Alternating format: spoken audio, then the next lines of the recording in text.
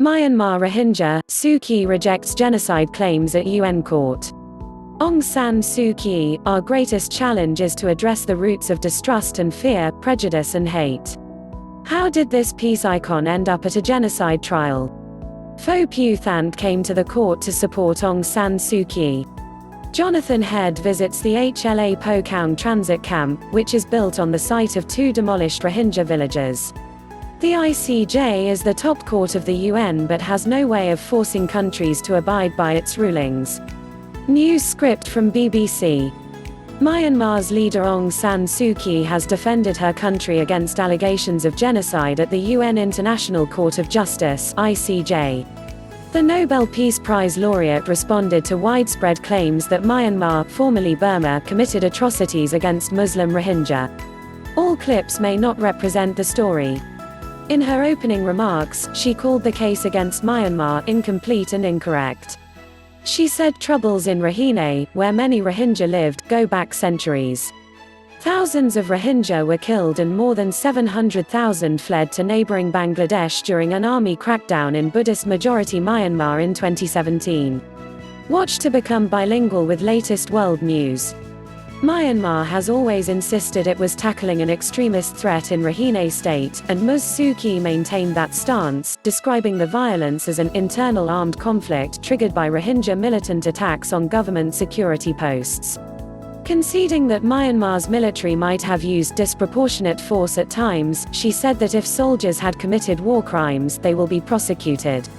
Ms. Suu Kyi, once celebrated internationally as a champion of democracy, has been de facto leader of Myanmar since April 2016, before the alleged genocide began.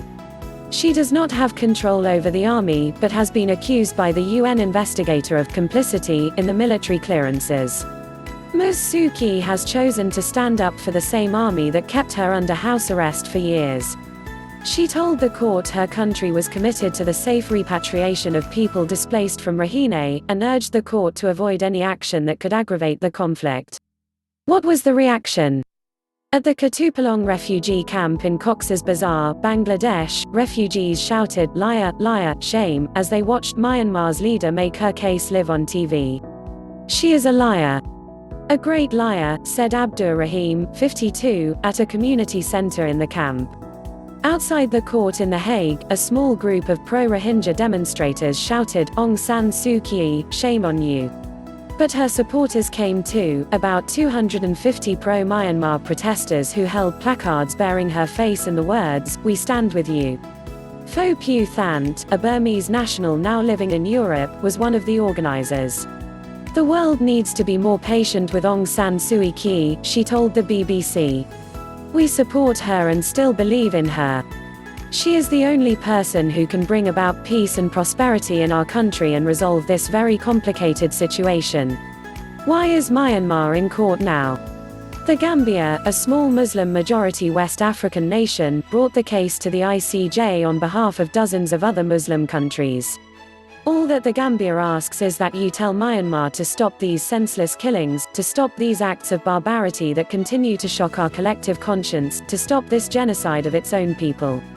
The Gambia's Attorney General and Justice Minister, Abubakar M. Tambadou, told the court.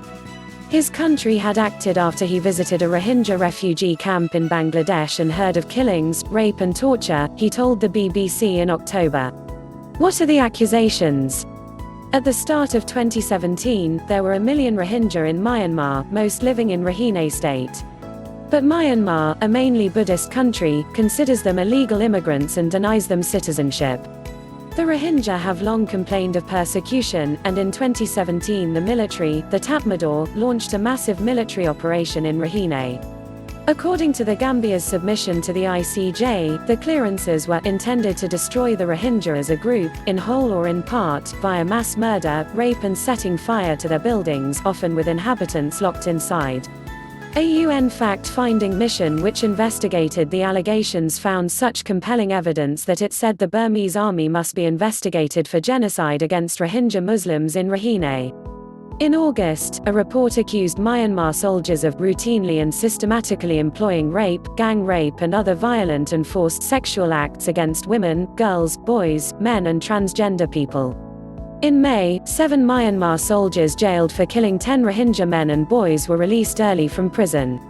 Myanmar says its military operations targeted Rohingya militants, and the military has previously cleared itself of wrongdoing. What is the likely outcome of this case?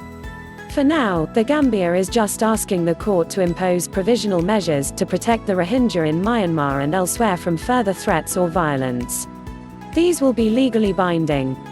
To rule that Myanmar has committed genocide, the court will have to determine that the state acted with intent to destroy in whole or in part the Rohingya minority. Even then, the ICJ has no way of enforcing the outcome, and neither Aung San Suu Kyi nor the generals would automatically be arrested and put on trial. But a guilty ruling could lead to sanctions, and would cause significant reputational and economic damage to Myanmar. What is the current situation for the Rohingya? Hundreds of thousands of Rohingya have fled Myanmar since the military operations began. As of the 30th of September, there were 915,000 Rohingya refugees in camps in Bangladesh.